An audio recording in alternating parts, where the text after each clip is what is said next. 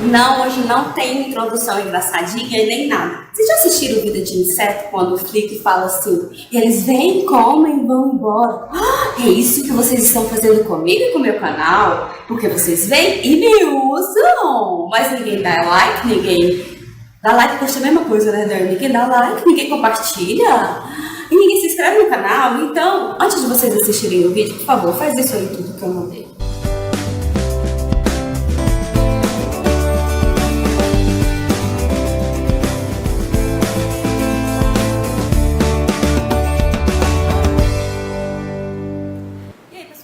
Tudo bom? Chega junto nesse canal que é literalmente uma droga. E hoje a gente vai falar um pouco sobre os anti-inflamatórios esteroidais.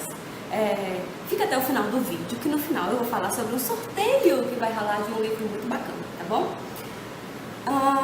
Bom, para que haja inflamação, o nosso organismo ele precisa de um estímulo, né? Esse estímulo ele pode vir através de um estímulo que é químico, um estímulo físico ou um estímulo através de micro-organismos, quando a gente tem uma infecção, pode ser por fungos, vírus e bactérias. E aí o nosso corpo ele vai promover uma resposta, né? Porque ele vai reagir contra esse estímulo. E aí a gente tem a resposta que ela é inflamatória. Então bora lá.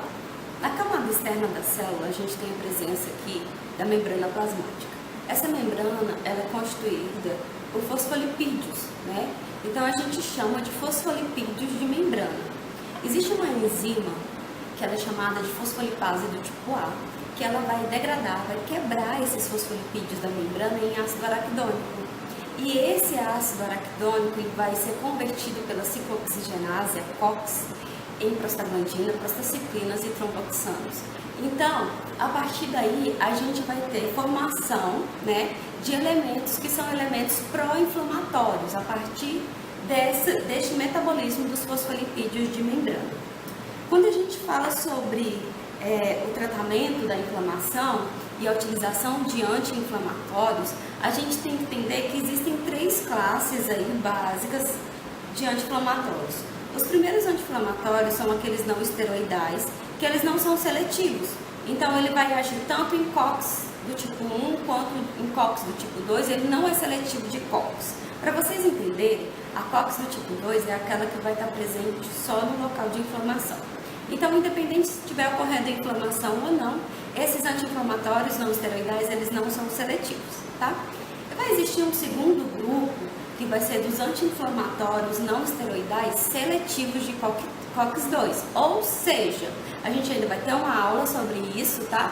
Quando a gente falar um pouquinho sobre os fármacos utilizados aí na parte odontológica, onde a gente vai utilizar aí, principalmente anti-inflamatórios seletivos de COX-2. Apenas em região que eu tenho a inflamação, esses fármacos vão atuar através da enzima COX-2. E a outra classe que a gente tem aí para o tratamento das respostas inflamatórias, então uma classe de anti-inflamatórios são os anti-inflamatórios esteroidais. Os anti-inflamatórios esteroidais, eles são fármacos hormonais, né? Em que é necessário a gente utilizá-los com bastante cuidado. Porque a gente sabe que vai ter ele aí numa via tópica ou através de uma via sistêmica. E quando a gente fala de via tópica, a gente não tem tantas reações adversas, a não ser hipersensibilidade, alguma coisa assim, em relação à formulação propriamente dita. Mas em relação ao uso sistêmico, a gente pode ter uma grande quantidade de reações adversas e medicamentosas. Devido a isso, são fármacos que eles devem ser utilizados em uso prolongado, tá? Então, as terapias, elas têm que ser mais restritas e evitar o uso prolongado, justamente devido a essa grande quantidade de reações adversas. E quando é que a gente vai usar, então, esses fármacos? Bom, a gente vai usar quando o processo inflamatório envolvido, ele não puder ser tratado com um anti-inflamatório de alta classe. Por exemplo, um anti-inflamatório não esteroidal, seja ele seletivo ou não. Quando eu tiver uma inflamação que ela não pode ser tratada por AINES, né? Aí eu vou utilizar os anti-inflamatórios que são esteroidais. E também processos que pode que podem levar o comprometimento sistêmico mais amplo. Aí eu tenho, então, uma indicação dos anti-inflamatórios não esteroidais. Então, principalmente no tratamento da asma, esses glicocorticoides, que são os anti-inflamatórios esteroidais, eles são os mais utilizados, tá? E no tratamento da asma, quando a gente utiliza por via sistêmica, né, eles são os fármacos que eles podem promover reações adversas, mesmo em concentrações farmacológicas, terapêuticas. Isso não significa que essa droga seja contraindicada, tá bom? Mas significa que ela tem que ser utilizada de forma monitorada. Então, a prescrição ela precisa ser assertiva, devido à grande quantidade de reações adversas envolvidas aí no tratamento com esses glicocorticoides. Devido a isso, para aumentar a sua segurança no tratamento da asma, esses glicocorticoides eles são utilizados principalmente e preferencialmente na forma de aerossóis, tá? Isso faz com que a terapia ela seja mais segura, porque eu vou ter uma ação ali mais no local propriamente dito.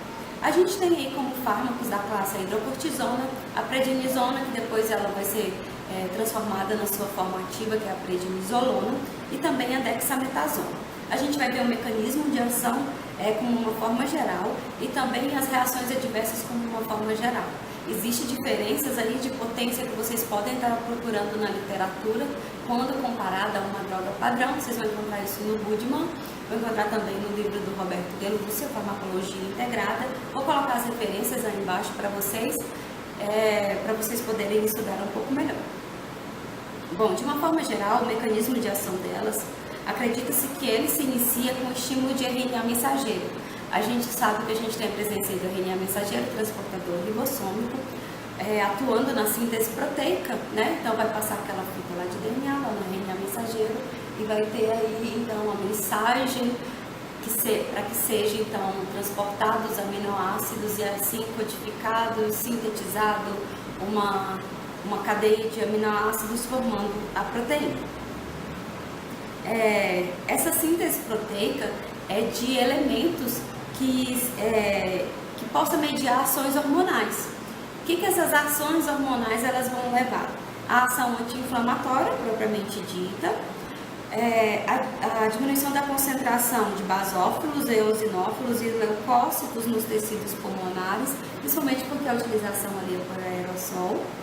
Modula a produção de mediadores inflamatórios, né, que são as citocinas, e a inibição da síntese de eicosanoides. E é exatamente aqui que a gente vai entrar, né? Essa inibição da síntese de eicosanoides, ela vai ser bloqueada. Por quê? Lembra que a gente falou dos fosfolipídios, né? Eu vou ter lá a fosfolipase A, que vai degradar os fosfolipídios da membrana em ácido araquidônico, que por ação da COX vai ser convertido em prostaglandina, prostacyclina, tridoxano. A gente vai ter, enfim, cadeias inflamatórias. O que esses anti-inflamatórios esteroidais hormonais eles vão fazer? Eles vão bloquear a síntese de produção desses eicosanoides, ou seja, eles vão bloquear a enzima fosfolipase A. No caso, a fosfolipase A2, eles bloqueiam a ação dessa enzima. Com isso, não há mais metabolização dos fosfolipídios da membrana em ácido araquidônico. E aí eu quebro, então, essa cascata inflamatória. Quando a gente usa AINES, né, a ação dos AINES é através do bloqueio da COX. Então, a ação dos anti-inflamatórios que são esteroidais, os glicocorticoides, vai estar um passo antes, porque ele vai bloquear ali a ação da fosfolipase A2.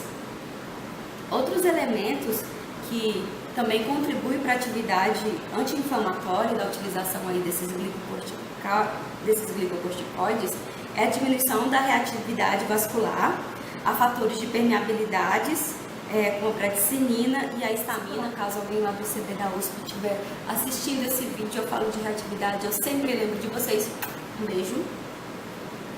Além disso, esse fármaco também ele vai diminuir a concentração dos fenômenos proliferativos do tecido conjuntivo, né? Quando tem a inflamação lá no tecido conjuntivo, ocorre a proliferação, né?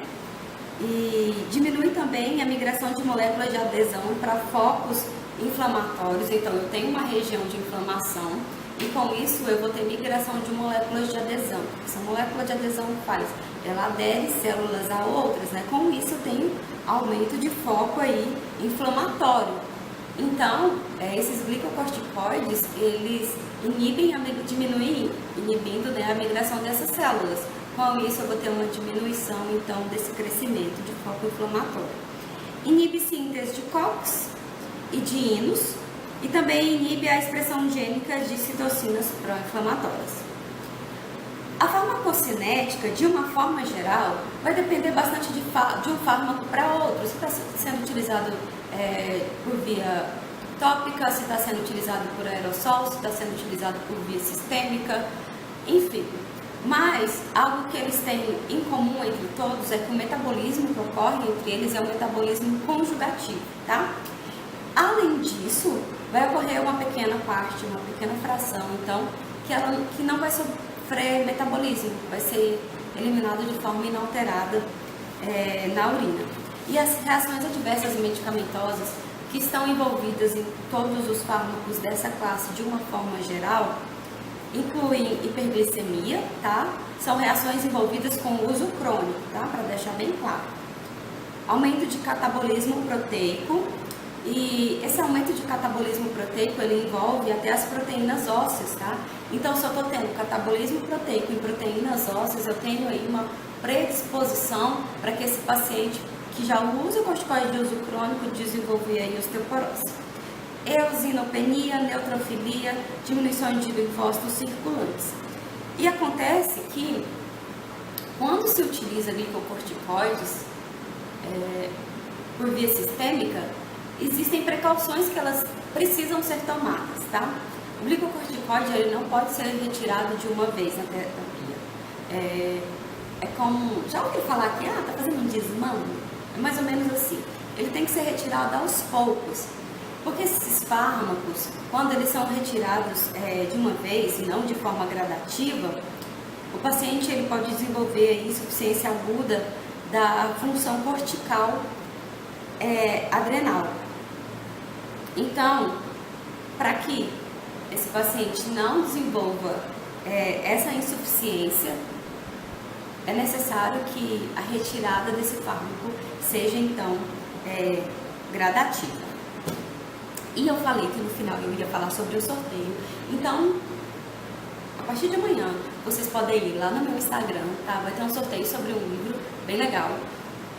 O sorteio vai ocorrer no dia 10 de julho, nas férias. Então, vocês vão lá, marquem seus amigos, concorram. Vai ajudar vocês nos estudos, vai auxiliar também o canal para que ele cresça. E se você precisa desse conteúdo, se ele te ajuda a estudar para as provas, não deixe de compartilhar, de mostrar para os seus amigos. E eu espero que tenha sido proveitoso e que vocês realmente tenham aprendido alguma coisa com o vídeo. Antes de sair, se você ainda não curtiu, dê seu like, compartilhe, deixa um comentário aí também. E se você não se inscreveu, por favor, por favor, se inscreva aí no canal. Um beijo.